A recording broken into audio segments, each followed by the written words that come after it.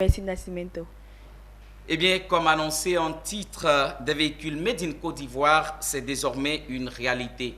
Des minibus de 22 à 26 places entièrement assemblés à la zone industrielle de Koumassi, fruit d'un partenariat entre la Sotra, Société des transports abidjanais, et la firme automobile Iveco. L'usine d'assemblage pourra produire jusqu'à 1000 véhicules par an. L'inauguration s'est faite ce 10 janvier en présence du Premier ministre de Côte d'Ivoire, Patrick Kachi.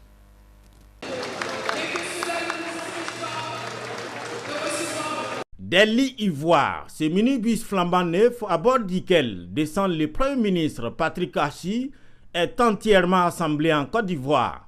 Comme ces véhicules, ce sont 60 engins de ce type qui sont sortis de l'unité d'assemblage des minibus Iveco Made in Côte d'Ivoire. En coupant le ruban symbolique ce jour, le chef du gouvernement engage la Côte d'Ivoire et son partenaire Iveco dans une nouvelle aventure industrielle automobile. C'est donc bien plus qu'une simple unité d'assemblage que nous inaugurons aujourd'hui. C'est le symbole d'une Côte d'Ivoire nouvelle, plus industrielle, avec des effets d'entraînement toujours plus massifs et plus positifs pour la nouvelle société. Cette unité industrielle d'assemblage située en plein cœur de la zone industrielle de Koumassi est le fruit d'un partenariat entre la Sotra et Iveco, essentiellement composé de minibus de 22 à 26 places, communément appelés Baka. C'est une production qui va évoluer au fil du temps.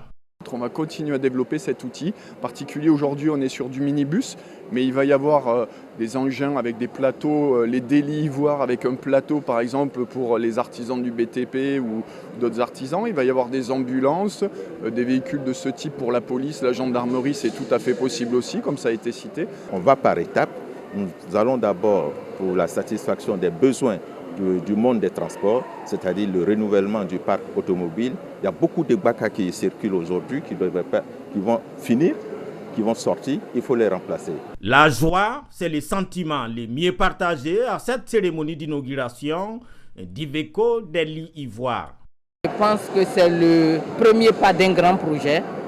Nous avons vu la chaîne qui a été décrite. C'est vraiment du montage et nous espérons que l'unité va évoluer. Nous sommes en manque de véhicules dans nos secteurs d'activité. Nos véhicules sont très vieux et avoir un atelier d'assemblage de véhicules sur place ici, ça va donner un coup d'accélérateur au renouvellement du parc automobile. Parmi les personnalités ayant pris part à la cérémonie, les ministres des Transports du Burkina et de la Guinée-Bissau. Pour le ministre des Transports de Côte d'Ivoire, la présence de ses homologues illustre bien la volonté d'Abidjan de donner à cette usine une envergure sous-régionale. Ce qui est important, que nous sommes en train aussi, à la demande de certains collègues, une forte demande de faire en sorte que cette unité, cette usine ait une dimension raisonnable. La cérémonie inaugurale a aussi servi de cadre pour la nation ivoirienne de reconnaître les mérites de plusieurs artisans du secteur automobile en Côte d'Ivoire.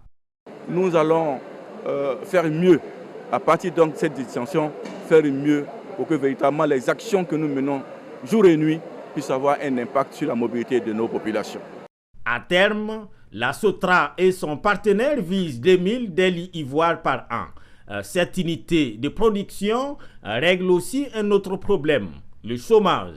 500 emplois directs ont été créés. Mauvaise nouvelle cependant pour les transporteurs qui n'ont pas encore notifié leurs commandes, les carnets étant remplis jusqu'en 2024. Un lot de consolation tout de même, ils pourront acheter leur Iveco Delhi à 30% moins du coût des véhicules de même type construits hors de Côte d'Ivoire. Une zone industrielle automobile grandeur nature a été annoncée dans la foulée à San Pedro pour 2025.